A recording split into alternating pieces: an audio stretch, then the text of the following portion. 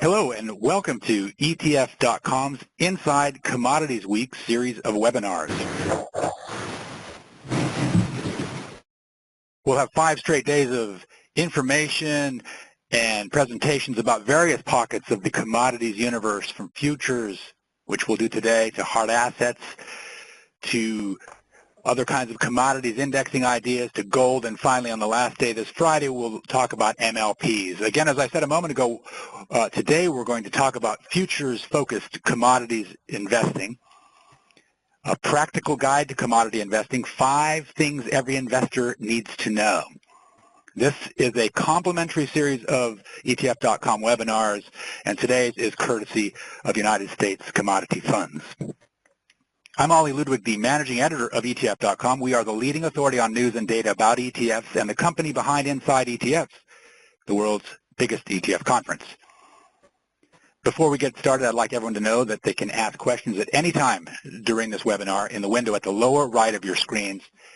And this presentation will be available to all of you about 24 to 48 hours following today's webinar.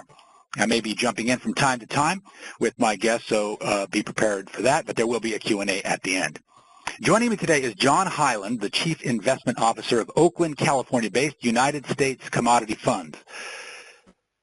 John, again, is the CIO of United States Commodity Funds. This is the world's only firm that almost exclusively markets futures-based strategies. It helps that United States Commodity Funds investment operations are headed by John. John, for my money, is one of the most well-informed and articulate executives in the ETF industry. His career in the investment industry spans more than 20 years with expertise in various asset classes, including energy, which will figure highly in today's discussion. Again, John is the perfect guest to launch into our inaugural Inside Commodities Week series of webinars.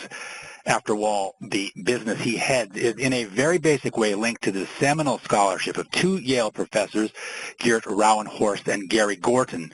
In 2005, these 2 academics, Gorton and Rouwenhorst, published Facts and Fantasies about Commodity Futures. In that study, they created an equal-weighted index of commodity futures and studied its performance from 1959 through December of 2004. They found that commodity futures delivered similar returns to equities, but were negatively correlated with both stocks and bond returns. Even though commodities indexes existed at the time that those 2 published that paper, their findings were extremely important and legitimize futures-based investing. These days, there's probably about $35 billion invested in U.S.-listed, exchange-traded commodities-type strategies, and there is no doubt that the ETF, as well as the ETN wrappers, have opened this pocket of the investment world in ways that were just about unimaginable 15 years ago. It's important to note that one of United States Commodity Fund's most successful ETFs, the United States Commodity Fund, it trades with the ticker USCI, is based on an index created by Summerhaven Investment Management. Summerhaven, for those who don't recognize the name, is the commodity indexing firm where Rouwenhorst heads up research. This fund, which is based on perhaps one of the most sophisticated broad commodities index, now has upwards of $850 million in assets. As I said, it trades under the symbol USCI. Now, before we go too deeply into USCI and into the strategic commodities allocation that fund is designed to serve up, it's really important to remember that John's firm is also behind one of the most popular tactical futures-based ETFs, the United States Oil Fund. It trades under the symbol USO. That fund has $981 million in assets under management, and it is for short-term trading, and for those who have a strong opinion about where our crude oil prices are heading. Of course, we're talking about futures here, and the devil is definitely in the details, and maintaining exposure to futures-based commodities can be complex as well as costly, whether that issue is controlling or accounting for contango, picking the right commodities, and picking the right contracts to own on a given futures curve. The name of the game in recent years has been to understand futures-based investing and to optimize that experience. Now, John, again, is the perfect educator in this growing realm of the investment universe. And with these introductory thoughts in mind, it's my pleasure to introduce to you John Hyland, CIO of United States Commodities Fund. John, I want to start off with one quick question just to kick you right off and let you go. We're looking to hit the big broad brush strokes here that advisors and investors need to know. Now, let's talk about some of the major mistakes people make right off the bat when they start out in this area. Thank you, Ollie. Okay. We're going to make about 5 or 6 points over the course of the hour. These are the things you really do have to handle or have a handle about or around before you dive into this area. Here's the good news, though. I've been in the investment industry about 28 years. I spent 12 years as a mutual fund equity portfolio manager. Commodities are a lot less complicated and a lot simpler than you think, and they're actually, in many respects, a lot simpler than, for example, managing equity money. So that's the good news.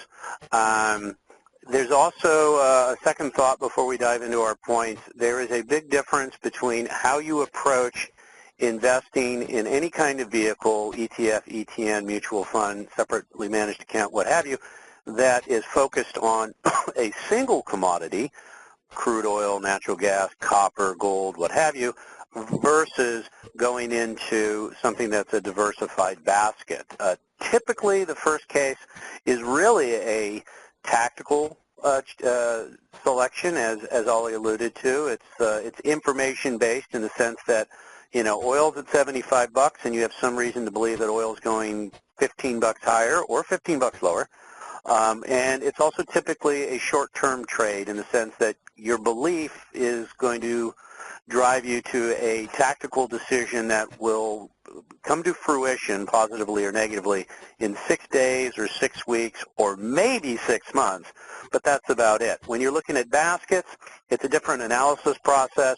It's a strategic decision. It's an asset allocation decision.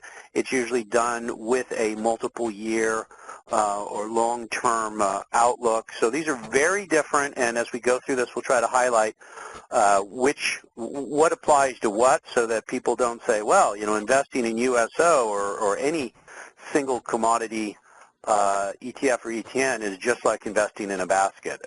They're very different animals. So with that, let's skip to some slides here, and we'll start on our first big point. What's our first big point?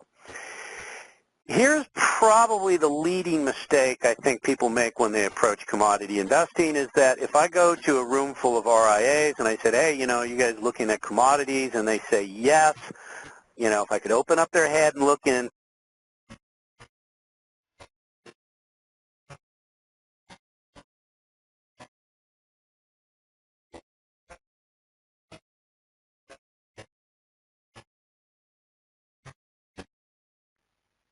Hello, everyone. Looks like we lost John for a moment.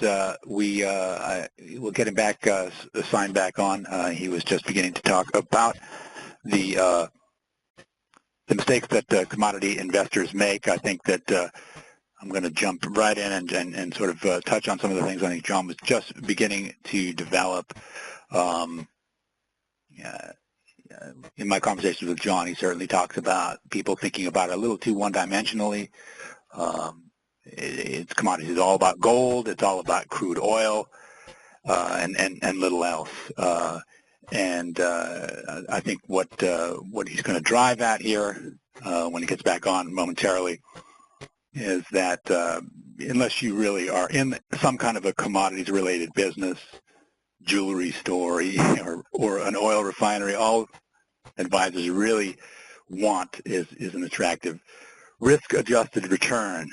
And it goes well beyond single commodity concerns. They shouldn't really even care in the broad scheme of things which commodity gives those attractive risk-adjusted returns to them. And this is where the broad commodity funds that I talked about in the intro, certainly USCI, come into really sharp focus. So let's see if John joins back in here momentarily. Yeah, John, you back? I am. I could hear you. I just, for some reason, I got disconnected from my side. So I stole your thunder there, but I was just teeing you up as far as the oversimplistic ways that some investors think about commodities, and that really risk-adjusted returns are really should be the what's in focus here. And jump right in. Yeah, exactly. I mean, the way I always like to phrase it, and remember, although I don't run a gold-only ETF, I do run the oldest and largest crude oil ETF, so it's not that I have anything against people wanting to dabble in gold or crude oil, but unless you own unless you own a refinery or a chain of jewelry stores, there's no empirical reason why you should be excessively focused on crude oil or gold to the exclusion of other commodities, right? As Ollie was just alluding to, everything, if you're an advisor, is about risk-adjusted returns. So here's like the broad universe of what you can look at, and lo and behold, if I had everybody in a room, I said, what was the best performing commodity over the last 20 years? I think most of you are not going to get the correct answers. You're going to guess gold did much better out of this universe than it really did, and you might even think crude oil did better. We skip ahead. In reality, gasoline was the best performer for the last, 20-odd years.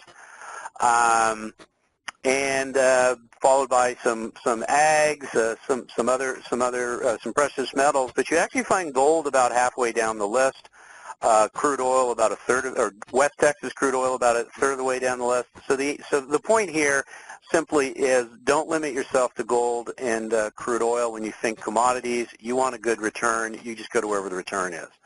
So what's our net? So that's that's sort of our starting first big thing that you have to focus on. It's not just about gold and crude oil. All right, John, can I jump in really quick here? Obviously, the United States Commodity Fund specializes in futures-based strategies, but touch on a little bit the different modes of exposure here. Obviously, futures is a very particular thing, and we'll get into that in greater detail. But we could, I could go out and buy a fund like GLD, which is physical-backed.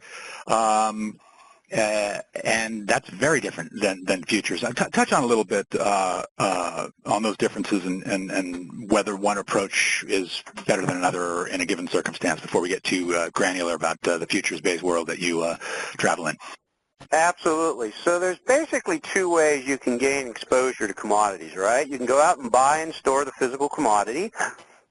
Your return is the change in the spot price minus storage cost, or you can buy and hold commodity futures contracts, and as that contract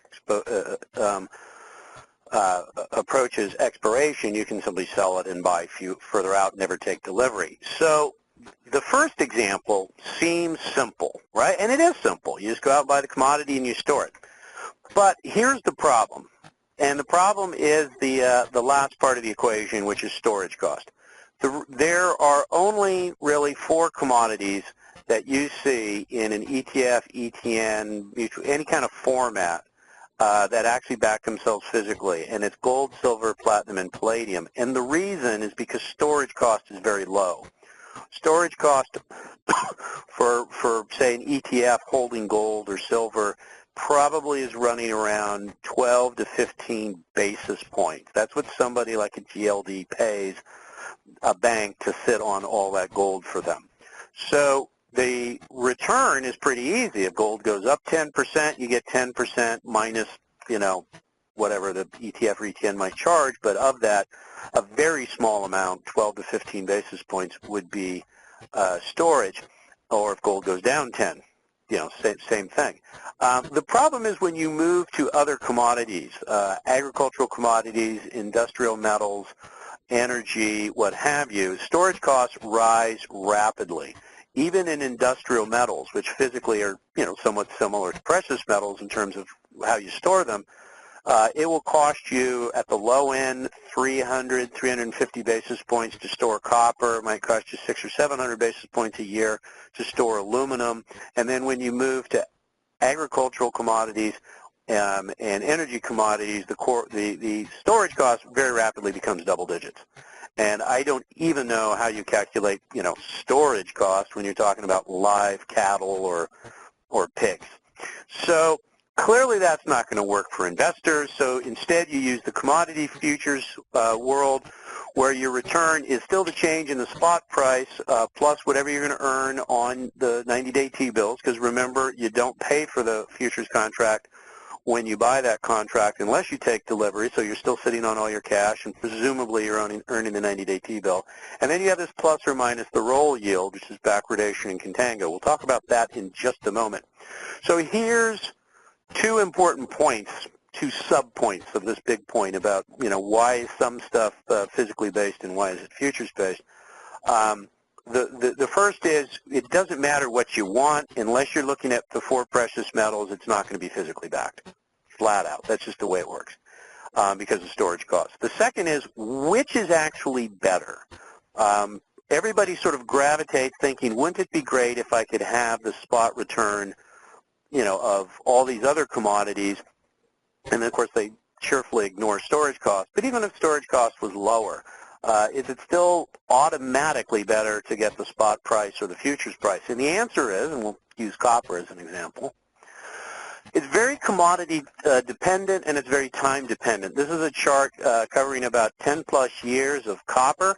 The line second from the bottom, so it's kind of a dark mustard color, is actually the spot price of copper. As we already just discussed, you can't get the spot price. It's spot price minus storage costs. So the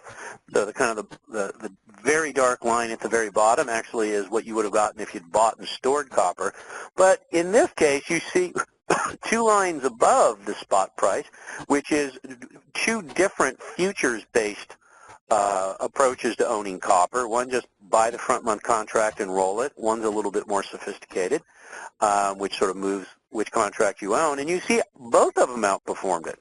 So actually, if I showed you all, 25 commodities that we looked at 2 pages ago over the last 10 years, you would see that a number of those commodities, maybe about a third, you actually did better owning the futures than you did owning the spot return, even if you ignored storage costs on spot. And then there's about a third where it's kind of a push, and then there's about a third where clearly you did much better with the spot price if you ignored storage. However, once you throw storage back in, well, as I said, you can't really get wheat without paying storage. So it's just not practical. But even if you did, it's not automatically a given. So what's the big point here? The big takeaway here is, number one, stop worrying about whether you could get spot for any of the other commodities but precious metals. You can't. And number two, it's not a given that you want to. There are times when the spot looks better than the futures return. There are times when the futures return looks better than the spot. That really just is the way this goes. I suppose you never want to take accidental delivery of a futures contract either, though, right? That is a given, isn't it? Well, most of the amount of that's being delivered to you tends to be a fairly large amount. I mean, the oil contract is 1,000 barrels. Some of these other things are, 5 tons of this or whatever. So, yeah, generally you don't. As a practical matter, ETFs, ETNs, mutual funds that invest in these just have strict policies. They sell out of the contract. If they own the front month contract, they'll be out of it typically 2 weeks before you approach expiration and being on the hook for delivery, because nobody actually wants all those live hogs delivered to their office. Right, yeah, make your neighbors very angry. But you actually kind of stumbled, if you will, into something really important, that is an impossibility in the ETF or ETN wrapper. There is no such thing as taking delivery, right? That's essentially what you just said, right? No, yeah, which is important. Nobody takes delivery, and I don't think any of them are allowed to take delivery. Right. So we've alluded to this roll yield idea, and it's this concept of backwardation and contango. And here, so firstly we want to touch on that. I think most of the audience has a little better idea of how this works than, say, 9 years ago when we launched USO. But also, I know that if you're an RIA, it's a difficult concept to explain to your investors. And to be honest, some of the blame for that lies with the commodity futures world historically. Historically, it's a market dominated by physical traders, people at oil companies or Nabisco or, whoever else buying and selling this. And they tend to think of everything what economists would refer to as volumetrically, which is I have 1,000 barrels of oil or I've got 10 tons of this or whatever. And they think in those terms. So when you read, classically when you read explanations of backwardation and contango, they always kind of talked about how much of the stuff you had. Well, as investors and as RIAs, none of us actually care really about how much stuff. We think about everything in terms of dollars. It's not that you have 1,000 barrels, it's that you got $1 million. So I have spent more time than probably any other human on the planet explaining backwardation in contango. So let me show everybody how I now explain it, and it's in a form that's much more intuitive for financial investors. Backwardation, of course, is when the futures price curve, the price today of every contract, the December contract, if that's the next contract, all the way out. If the price of the December contract is higher than prices further out, we describe that market as being in backwardation. If the price of the contract further out is higher, we describe that as contango. These are both 17th century British or English phrases from trading days in London. Nobody knows actually how they came up with them, but it doesn't matter. Backwardation, the price is lower in future contract months. Contango, it's higher. So how do you explain it, and what does it mean? Well, yeah, I can say from a journalistic perspective, it's a big challenge. So if you've got some secrets, share them with all of us, please. Well, the key is simply to turn it into an explanation that's similar to what RIAs and investors think about, right? So let's start with backwardation, and let's assume you have a commodity where the spot price of that commodity is $100. The December contract is $100, but the contract prices going forward right now are lower. So January's 99, and February's 98, and all that. By the way, in this example, I assume nice, smooth curves. In reality, curves can be a little messier than that. But for the explanation, we don't really need to worry about that. So think about buying today. If I have to sell the December contract because I don't want to take delivery, and I'm buying the February contract, and I'm running an ETF, for example, single commodity ETF, what am I really doing, and what is it very similar to? What I'm doing is I'm buying February, which I said was $99 when the spot price was $100, and the December contract is $100. I'm buying January. I'm buying January at a $1 discount to spot price. Now, if this was a bond, and I bought a bond at 99 that has a par of 100, and it has a month to go or a year to go, what happens to that discount over the course of that remaining month or that remaining year? And the answer, obviously, is it accrues to my benefit. I bought it at 99. We know it's going to be 100 in the future. I earn ratably that discount over time. Well, basically the same thing is going on here. I bought an oil futures contract at 99 when the spot is 100. I have a $1 discount to spot. The one difference is a month from now, spot may be 110. Spot may be 90, right? So it's a little bit different than the bonds in that you don't have a fixed par value. But what I do know is if I paid 99 when spot was 100 and spot goes to 110, I made up $11, right? I made the $10 increase in spot plus I accreted the value of the discount. If spot goes from 100 to 90, I don't lose 10, I only lose 9 because I only paid 99. Fairly similar to buying bonds at discounts.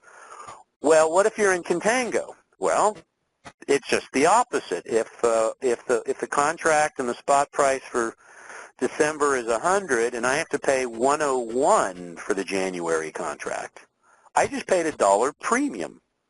And what happens to the premium on a bond if you hold the bond all the way in? Well, you write it off. Same thing happens here. I paid 101. Spot's 100. Now, a month from now, when January is approaching expiration and it's the spot price and I get ready to sell it, if spot has gone to 110, I only make $9 because I had to write off my $1 premium. If spot goes from 100 to 90, I lose $11 because I got to write off my $1 premium. It's very similar to buying a bond. In fact, if you look at the yield curve and turn it into a price curve, you will see that bonds trade in backwardation and contango as well. We just never call it that. So that's your explanation. When a commodity I can hear Matt Hogan, the president of ETFs.com, when he talks about contango, he's turned some fun phrases in the past. He calls it the voracious gods of contango, which is about how it's eating returns relative to what some idealized spot-related benchmark, right? Well, part of it's the idealized. You can't get the spot return. We've already talked about that. But most commodities will, tick back and forth between backwardation and contango. Sometimes, if it's a seasonally produced commodity like ags or like natural gas, it's a seasonally consumed commodity. It's a very regular into backwardation, and then 6 months later into contango, and then 6 months later into backwardation again. Other commodities, industrial metals, crude oil itself, typically don't display the seasonal pattern.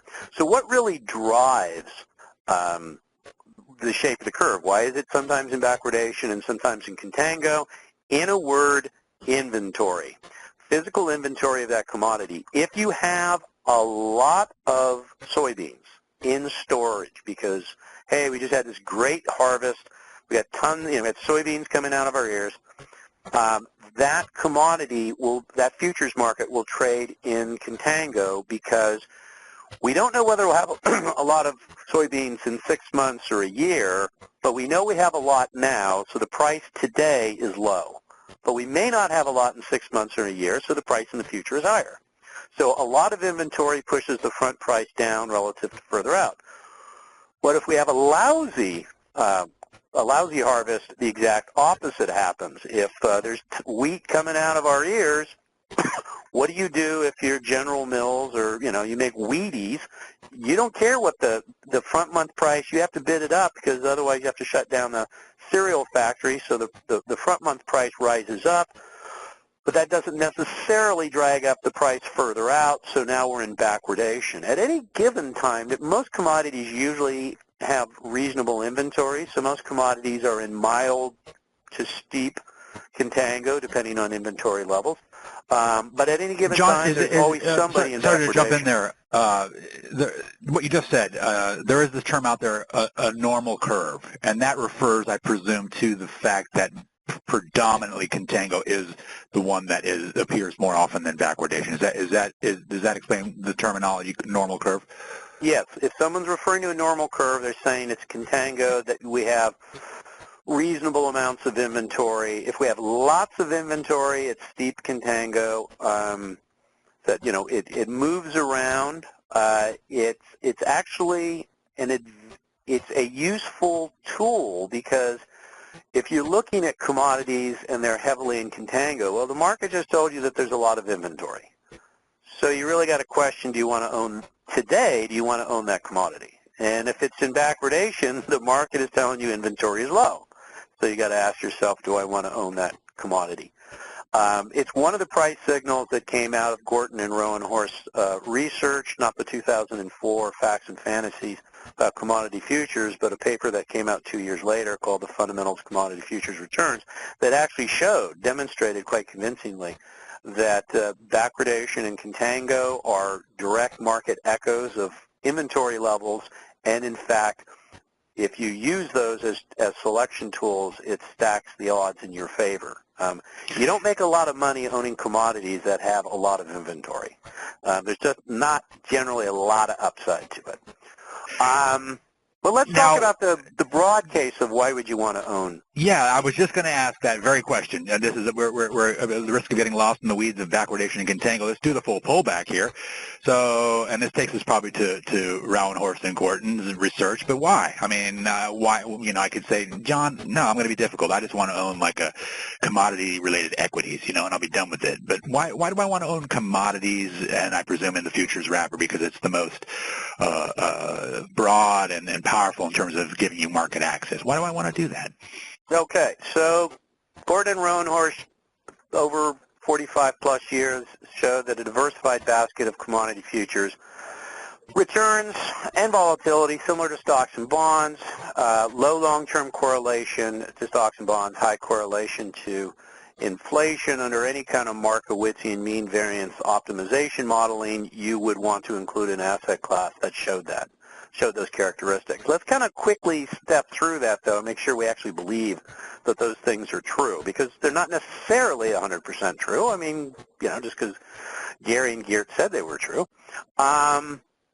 I took some of their data, reformatted it differently. This is the annual return for a diversified diversified basket of commodity futures for the last 45, 50 years. I could have done this as just a single mountain chart or as a single number, but this is, I think, a little bit more intuitive way of looking at it. If you averaged out all those ups and downs, it gives you returns similar, higher than bonds, similar to stocks.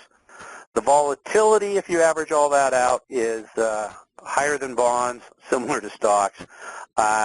You see that there are sometimes you get the 70s, you had lots of inflation, returns were really high. The aughts, you had a lot of emerging demand for commodities out of the emerging economies.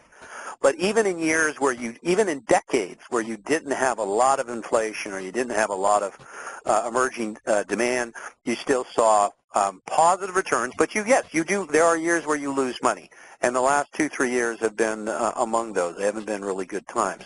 So I think we'll give Gordon and Rowan-Horst a pass on this one. We think they're correct. Risk. You could Hey, John, can you flip it back to the 10th just for a quick? I just wanted a point of reference here to talk about. Yeah, thank you. The really big spike in the 70s, the two big spots. That's the oil embargo, I presume, in 73, and then the Iranian Revolution in 79. Is that fair? Those two big things? No, not at all. No? In fact, oil did not start trading as a commodity future until 1983. Those spikes were being driven by primarily by metals and eggs. Okay. But you also had strong inflation. Okay. And so even though until 1978 there wasn't a single energy commodity future out there, the first one, by the way, was not crude oil, it was heating oil. So this is actually being driven by other commodities other than energy. Interesting. But high inflation absolutely, seems to correlate strongly with strong returns from commodities. Totally important concept, I presume, at the end of the day. Oh, right? Well, we'll touch on that again in a moment. Risk, standard deviation, I find it kind of a, when you're looking at 40 years and you look at the standard deviation for stocks or bonds or commodities, I kind of prefer the prior chart where I showed you, up, down, it's kind of, sometimes you win, sometimes you lose. But if you distill it down to a single number, commodities are in line with stocks and bonds on the risk standpoint. What about correlations? Correlations have gotten a lot of attention. This is also data from Professor Rowan-Horst. What you find is the long-term average correlation of commodities to stocks and bonds is essentially zero, but it's variable, and it tends to be more variable for stocks than it is for bonds. And a lot of people have thought in the last couple of years that the increase in correlation had something to do with investors, and some people have described it as the financialization of commodity investing. That actually doesn't seem to be true. The Journal of Indexes, which is a publication of ETF.com, actually ran an article within the last 12 months where some researchers showed that it actually correlations tend to go up when you get recessions. Intuitively, that makes sense. If you get a recession, stocks tend to go down. When you get a recession, commodities go down, not because stocks are going down, but because people are buying less stuff. And what we're seeing is the further we get away from 2009, correlations are reverting back to the long-term mean. The prior spikes in correlations between stocks and commodities all tended to correlate with recessions. So here we're going to kind of give them, we give Gorton and Rowan-Horst, maybe a C+. I mean, they're right that the correlations in the long run are effectively zero, but there is a fair amount of variability. But as long as you understand that it's typically related to actual real weakness in the global economy, as opposed to, hey, the stock market went down yesterday, then you're still prepared to move forward on this. And then correlation of prices. Now, this is spot prices. This is more Gorton and Rowan-Horst work, or actually Rowan-Horst work. A diversified basket of commodities has a very high correlation to the returns, or to CPI. And in fact, a basket of commodities has a higher correlation to inflation than any single commodity. For example, gold over the same time period, 1914 to 2011, had a correlation of about 0.3, which was about the average correlation of individual commodities. Why does the basket have such a stronger correlation than the individual components? And it has to do with idiosyncratic risk. Obviously, in the long run, commodities will drive up the price of many or most commodities. Inflation will just drive up the price because it'll make it harder, more expensive to produce, etc. But in the short run, like for ags, between now and next year, weather will be the bigger determinant. But over 10 or 20 years, inflation will become the bigger determinant. So, by the way, why did Gert Rowenhorst pick 1914? That's the first full year of data after the establishment of the Federal Reserve. So this is sort of the modern central banking era. So diversified commodities, I think we have to give Gorton and Rowenhorst an A here. Yes, they got it right. There is a strong correlation. And it also may point out recent weakness in commodity returns over the last 2-3 years. We just haven't had any inflation. So do you want to jump in here, Ollie, or do we want to? I think the logical, I think the question, obviously, where the rubber meets the road is, okay, this is all good, especially what you just pointed out, the correlation with inflation, and your point about the last 2 or 3 years is an excellent one, because that's something I want to get to in the Q&A. People are doubting Gert and Gary at this point because of what commodities are doing, and I'm guessing you'll say they're mistaken. But what do investors have? I talked about the virtues of the ETF and ETN wrappers, and that's really created a real strong inflows into this kind of the piece of the investment universe. Help us frame the decision-making process to choose the correct ETF or ETN, as it were. Well, so I said at the beginning, you're really looking at two separate animals here. You're either looking at doing a tactical trade, single commodity over the next 6 days, 6 weeks, 6 months, or you're looking at a diversified basket. Your choices are ETFs, ETNs, if you're looking at single commodities, and if you're looking at baskets, it's ETFs, ETNs, open-ended mutual funds, separately managed accounts, what have you. So because they're different, we're going to have two different ways I think investment advisors have to look at it. So let's start with, it's a single commodity, and for some reason, you believe that commodity is going to go up or go down. Doesn't matter which, because these are ETFs. You can short them. So you think oil is going to go from 75 to 90, or you think it's going to go from 75 to 60, right? And you have some reason, whatever. So how do you play that? Well, first, is your view that this is going to happen over the next, few weeks, few months, or is this like, hey, it's going to take 2 years? And is that commodity, unless it's a precious metal, in which case you can use physical backed products and ignore the backwardation contango issue, is the commodity you're looking at right now in backwardation or contango? And that's easy. Is the front month price higher than the second month price? They both appear in the Wall Street Journal every day. So those are the two questions you ask yourself. So it's like, I think this commodity is going to go up. I think it's going to go up over the next 2 months, and it's in backwardation, or I think it's going to go down. I think it's going to go down over the next 2 months, and it's in contango, whatever your choice is, right? So if you build a decision box, it looks like this, right? Either you've got a short-term outlook or you've got a long-term outlook, either the commodities in backwardation or the commodities in contango. So if there are ETFs and ETNs out there that generally there'll be an ETF or an ETN for that commodity that at a minimum there'll be one that holds the front month and rolls it forward.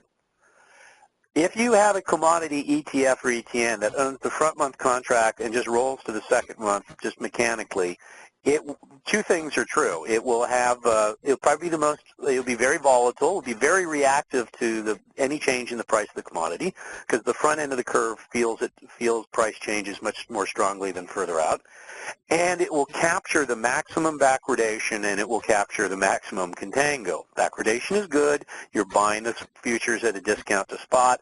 Contango is bad. You're buying those futures at a premium to spot. So if you're looking short term and you have a front month, and maybe you have a second ETF or ETN that has a different approach. It owns equally weighted all 12 of the next contracts, or every third contract for the next year, or it has some approach to minimize contango, but it will also minimize backwardation. So you have, say, two choices, front month only or some alternative weighting scheme to minimize contango and minimize backwardation. If you're short term, you're just buying something for a couple of weeks, and the market's in backwardation, what do you buy? Well, you buy the front month one, right? Unless it's precious metals, in which case you buy a physical backed one. Because backwardation helps you. If it's a short-term outlook and it's in contango, and you're going to be in it for a week or 2 weeks or whatever, which one do you buy? Generally, you still buy the front month version. Why? Well, because you want the price reactiveness, right? You don't want to be 6 months or 12 months out on the curve if you think something's going to happen right away. And even though contango will hurt you, it takes a while for that steady paying a premium to erode your return. So if you're in and out in 2 weeks, it doesn't really matter as much. What if you're looking more long-term? If that particular commodity is in backwardation, you still want to be at the front end of the curve, so you have the benefit of always buying at a discount and gaining the benefit of backwardation. However, if you're looking at it for 6 months, a year, something longer, that's probably not the choice you want. If you have another ETF or ETN that gives you exposure away from the front month, that's probably what you want. Now, you'll notice here I didn't tell you which commodity is going up or down. I just told you that if you believe a commodity is going up or down, and if there are ETFs and ETNs that track it, this is the decision box of how you figure out what you're going to want to get to. For most RIAs and advisors, they're not really trading their commodity exposure for their clients, or if they are, they're not doing it very much. So they're more interested in what happens, how do I pick a basket? How do I pick a basket of commodities? Because I'm looking at it as an asset allocation, as it's a 1 year, 3 year, 5 year hold. I want a diversified basket. I'm not betting on that copper's going up or down. I'm just betting on commodities as an asset class. All right. Here's the most important thing here. There are 3 things as advisors we all use indexes for. We use indexes to decide our weightings in a diversified portfolio, right? You when trying to decide how much U.S. large cap equity exposure to have, you will look historically, and then also you'll probably try to adjust looking into the future. What has historically been the returns? What have historically been the volatility? What has been the correlation to other asset classes? And for that, you need some sort of benchmark, and inevitably you use an index. The second reason you use an index is if you're going to go passive, you're going to buy an ETF or an ETN or an open-ended mutual fund or a separately managed account, but it's just going to be passively run. Obviously, you need an index to be the benchmark for that passive vehicle. And then the final thing is if you're going to go active, how do you measure how good a guy is, right? If the guy comes to you and says, I'm a really good U.S. large cap manager, how do you know he's good? Well, you know he's good if he's beaten the S&P 500 by a couple hundred basis points for the last 10 years. Okay. So there's 3 reasons we need an index. When you look at stocks and bonds, one of the things, and I'll probably get hate mail from my friends at S&P and MSCI, but the reality is that indexes in the stock and bond area tend to be very similar if they're measuring or they're attempting to measure the same exposure. So this is over 10 years. This is the average annual volatility and the average annual return for 3 U.S. high-grade bond indexes, Barclays, JP Morgan, and FTSE, and for 3 U.S. equity indexes, the S&P 500, the Russell 1000, MSCI large cap. I'll just use as an example here the large cap equity. So let's step back to the 3 reasons why you need an index. If you're putting in if you're plugging in numbers into some model to figure out how much U.S. large cap exposure you should hold, it doesn't seem to me that it's going to make much difference which one of those 3 indexes you used. If you're going passive and you're going to buy an ETF or an open-ended mutual fund that gives you exposure to a U.S. large cap index, it doesn't really seem to make much difference which one you own. And if you're going active and a manager comes to you and says, I've beaten the S&P 500 by 500 basis points a year, you know that he also beat the MSCI large cap and Russell 1000 by about the same amount. So what, as investors, you end up doing is you kind of pick, one of the indexes, whatever strikes your fancy, and you spend most of your time working on implementation, whether you're going passive or active. So you look at things like cost, liquidity, transparency, tax impact, reputational risk. Totally makes sense. Now you approach commodities. You're thinking, oh, well, it's probably the same, so I'll just grab whichever commodity index is convenient, or maybe I'll get one of the old war horses like Dow Jones UBS or S&P GSCI, and, what difference does it make? All right, well, how much difference does it make? By the way, this is also from a Journal of Index article that I wrote earlier this year. And the answer is, wow, makes all the difference in the world. If you put your money in the last 10 years into these 6 commodity indices are all ostensibly giving you broad-based exposure to, diversified basket of commodity futures, diversified basket of commodities. But the annual volatility difference is noticeably larger than it is with stocks and bonds, and the average return is substantially higher. There's another key thing here, which is with the other stocks and bond indexes, there's not there's a lot of reversion to the mean. So if one year the S&P 500 outperformed the other two, it's pretty reliably you can predict that a year later, FTSE or MSCI or Russell or MSCI will be the better performer. They just spend all their time trading places. A lot of reversion to the mean. In commodities, this doesn't exist. We see this huge difference. The difference over this time period between the best performer and the worst performer in terms of average annual return is over 10%, 10% a year difference, and there's not a lot of reversion to the mean. The 3 commodity indexes that are at the bottom there in terms of annual average return accounted for 8 of the 10 worst annual performances. The 3 commodity indexes that are much higher up on the graph accounted for 7 of the 10 best performances annually, and none of those 3 were ever the worst performer in any given year. So you don't have a lot of reversion to the mean. You clearly have this huge difference in how you do based on your index. So now let's step back and say, well, how this impacts the 3 ways you use indexes.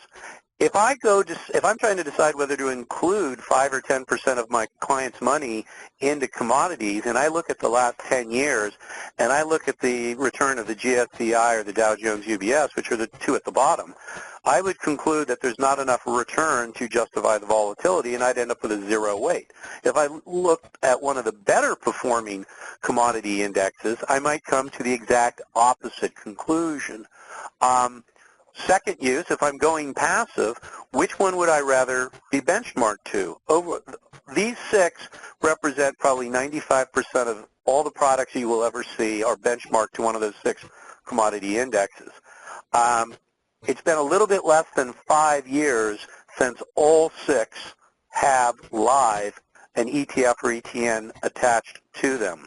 The difference live, real money, ETFs or ETNs, the difference between the best performing and the worst performing ETF or ETN among those 6 is a cumulative difference in 4.5 years of 25%.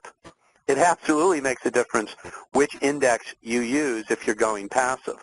Finally, if you're going active, if somebody walks up to you and says, hey, I'm an active manager, I got a separately managed account, or I have an active fund of some sort in diversified commodity space, I've beaten my benchmark by 400 basis points a year, your next question is, what's your benchmark?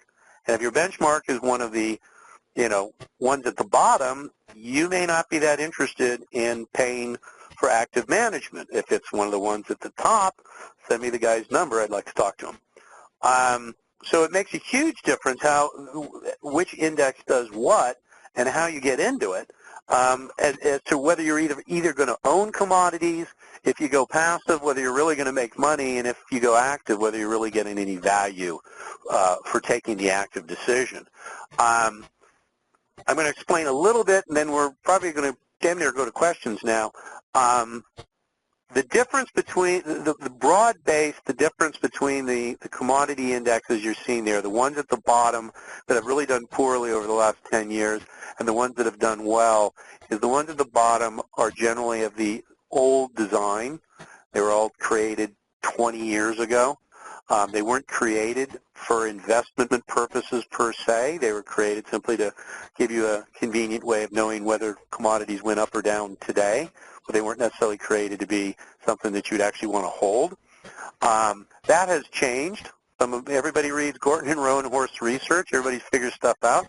The first generation of indexes, things like the Dow Jones UBS and the S&P GSCI, very static in what they do. They don't attempt to sidestep backwardation or contango at all.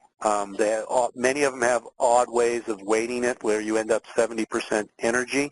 Go back to like my first slide. Unless you own a refinery, why would you always want to be 70% energy? Starting 9-10 years ago, you started to see sort of a second generation where attempts were made to sidestep contango and benefit from backwardation. And then starting 5-6 years ago, and this does come out of the work of Gorton and Rowan Horse, you see indexes that attempt to capitalize on the backwardation and contango present in the market, overweighting commodities that are backwardated, underweighting commodities that are in contango, and then a month later or 3 months later, as things change, reshuffling the deck. So you're always staying with the backwardated commodities. The difference That's USCI, right, John? The third generation, it would be USCI that you're talking about, these two variables that are well, over time, yeah? Didn't want to be too promotional, but Gorton and Rowan Horse were the godfathers of USCI, or actually the Summerhaven Dynamic Commodity Index, SDCI. It was the first commodity index of this design. It is not the only one in existence now. People read everybody's research, and people read everybody's prospectuses. But this is the direction that commodity indexing is going, that they're not going to be static, and that they're not going to just sit at the front end of a curve, that they're going to actually try to optimize returns and, as a general theme, stick with overweight commodities with low inventory, underweight commodities with high inventory, and then by necessity have to adjust on a monthly or quarterly basis to kind of to stay on top of that, on that issue. So that's the final point. If you don't get the index right in diversified commodity investing, you cannot make up the difference in looking at the other traditional points of expenses, liquidity, transparency, tax impact, reputational risk.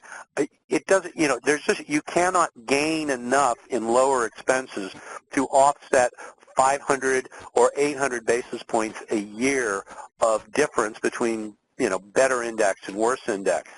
So you have to refocus your time. You have to take to heart that these indexes are different. Their construction methodologies are different. These are all well laid out. There's actually an article in the Journal of Indexes from about 2-3 years back talking about the history of commodity indexes that sort of teaches a little bit about this. This is what you got to get your handle around.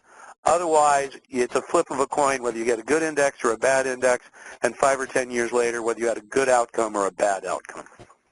Got it. Well, I think are we about ready for questions? Are you got anything else to say in your prepared comments? Because there are a few questions here that came in from the audience, and certainly a lot of curiosity out there, John. I'll just throw out my parting thoughts for people to look at, and if they want to throw out some questions on that. But if you do have some questions, Ollie, let's go to them. I think maybe slide 10, just to, I wanted you to look into your crystal ball for a moment. I think that was the one where you had that bar chart where there were all those returns over the years. And, what do you see going forward? Clearly, you talked about it, there it is. Thank you very much. An environment that is inflation-free or very light on inflation these days, even deflationary fears around the planet in different economies. What do you see going forward as it relates to inflationary pressures and the commodities investing universe? All right, so I'm no economist, but I'll give you, but I'll play one on television. I'll do the on the one hand and on the other hand and on the third hand.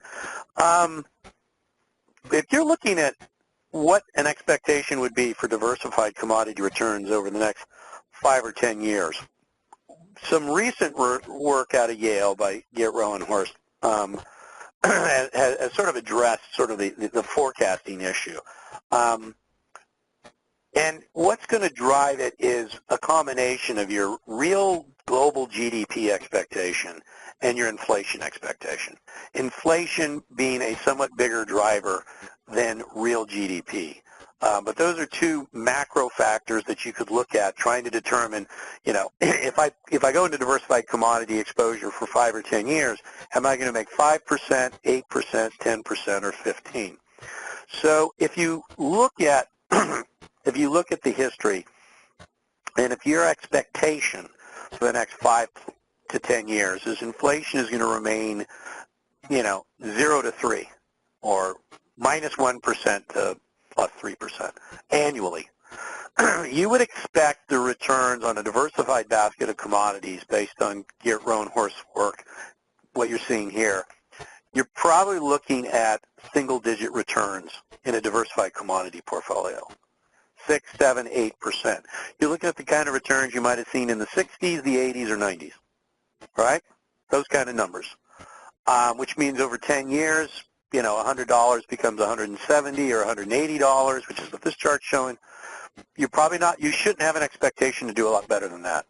If you get a lot of inflation, or even if you get, 3.1% to 5 or 6% inflation, this dramatically changes. Your expectation very quickly becomes, say, low single-digit average annual returns. Maybe, so $100 becomes $300. The second leg of that, second shoe there is to drop is your real global GDP. If inflation remains moderate but global GDP perks up, once again, maybe 7 to 9 to 10% returns annually over the next 10 years. If it really perks up, 10 to 15. The perfect storm, of course, is lots of inflation and lots of real GDP growth. I don't know how many people have that as their base case. Yeah, understood. Well, we have a couple questions here. We're coming right up on the end of our hour, but I do want to ask this, and they're reflective of the real curiosity out there. Is it useful to think about what Summerhaven has worked up, and then those who have sort of copied them?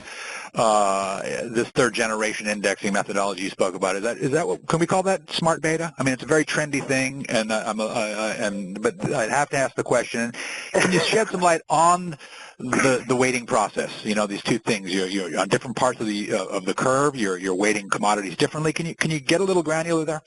Sure. Firstly, smart beta.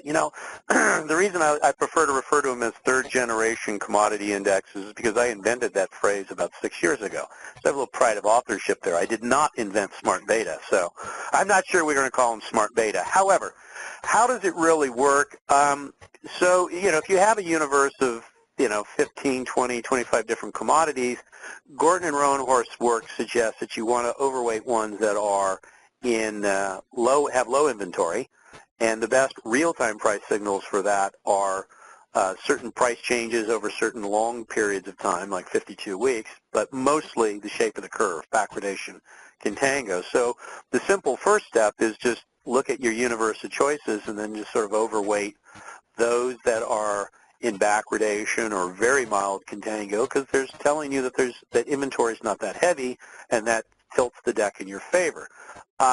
The second thing, though, is, regardless of what you're going to own, you look, this is the way the second generation and the third generation commodity indexes work, is if you're going to be 10% into copper, right, whatever your selection process is, and you're looking at the curve, and the curve is in backwardation, you want to buy the contract month that's most backwardated, that gives you the most bang for the buck, gives you the best, discount to spot. Usually that's the first or second month contract. If it's in contango, you want to minimize contango, so you'll usually end up buying further out on the curve where the steepness of contango kind of flattens out, and you'll stay away from the first or second month contract, and maybe you buy the 6 or the 9 or the 12-month contract, and minimize your contango. So there's really two levers you have to move here. How much you weight in a commodity and why. Do you just blindly always buy 70% energy? Good luck. Or do you try to adjust it to reflect market conditions? And then once you're going to be in a commodity at a given weight, which month do you buy? Add the two together and you end up with a pretty powerful tool that looks like smart beta, although a lot of people have told me that it also looks suspiciously like active management. But if you can describe it as a formula, which you can, it's not active management. Got it. We are running out of time here. A lot of questions have come in. I would encourage you all to reach out to John at United States Commodity Funds to get your questions answered. I have zero doubt that he will answer them, and with gusto, which is his characteristic way to approach his work. I would want you, John, one last thought, if you could share with the attendees. There's some confusion about just who Gary and Geert are. If you could contextualize their importance to this space of the investment universe, please. Sure. Gary Gorton and Geert Rowenhorst are two professors at Yale. One's an economist, one's a finance professor. They've written on many, many topics, but the paper they did in 2004, Facts and Fantasies About Commodity Futures, is probably the single most cited paper in people looking at whether or not diversified commodity exposure should be included in a traditional asset allocation mix. Their paper in 2006, Fundamentals Commodity Futures Returns, which identified the whole idea that inventory is a powerful and predictable driver of commodity returns, actually dates to John Maynard Keynes and Nicholas Kaldor. It's known as the theory of storage.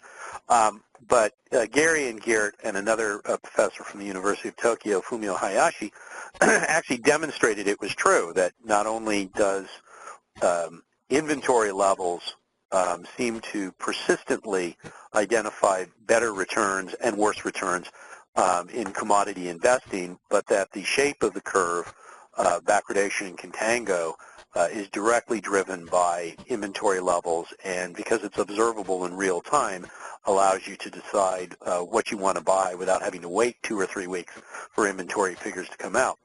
These are two of many things that they've done. So I would say that Gary and Geert are probably the two foremost academic practitioners of looking into the space of commodity investing. I mean, there are others. There's other good work that's been done out there, but these are probably the two heavyweights in this area. Got it. That's perfect, John. That is all the time we have for today's webinar. As I said to you all a moment ago, if you do reach out to have your questions answered, I'm sure you'll get them answered. There were some questions that were left on the table that were quite good. So that's all the time we have for a practical guide to commodity investing, 5 things every investor needs to know. Again, I want to remind you this is Inside Commodities Week, a series of 5 webinars that will be happening this week, including the one today with John Hyland of United States Commodity Funds. To review, we'll be talking about hydraulic fracturing tomorrow with Van Eck. We'll be talking about commodities indexing, further ideas with Bloomberg indexes on Wednesday, gold on Thursday, and then we'll round it up on Friday with a discussion of MLPs. John, thanks very much for being here, and thank you, the audience, for attending. On that note, on behalf of all my colleagues at ETF.com, I'm Ollie Ludwig, wishing you all a pleasant afternoon.